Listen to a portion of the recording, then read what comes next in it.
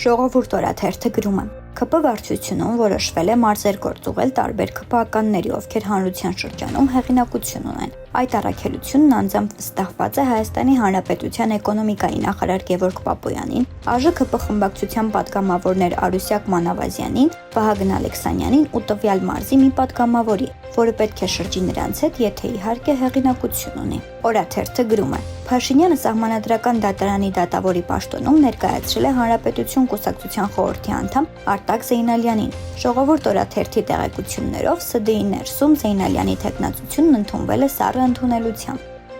Փաստ օրաթերթը գրում է. Զանգեզուրի պղնձեմոլիբդենային կոմբինատի բողոքավորները, որոնք հեռացվել են աշխատանքից, ընկերության աշխատանքային գործունեությունը 10 օրից ավելի խափանելու պատճառով, հիմա ուզում են ամեն կերպ վերադառնալ աշխատանքի։ Իսկ ընկերությունն իր հերթին պահանջում է փոխհատուցել այդ օրերի ընթացքում բողոքավորների գործողությունների հետևանքով իր եւ կարելի է ասել բոլորի կրած վնասը։ Փաստ օրաթերթը գրում է. Նախորդային հակակոռուպցիոն դատարանում այսպես կոչված մարտի 1-ի վերաբացված գործով դատական նիստը հետաձգվեց եւ հաջորդ նիստը տեղի կունենա հունիսի 17-ին։ Ուշագրավ է հատկապես դատավորների, այն է որոշողների գործոնը։ Ստացվել է այնպես, որ նրանցից առնվազն 2-ը ուղղակիորեն կապ ունեն Նիկոլ Փաշինյանի ՔՊ կուսակցության հետ։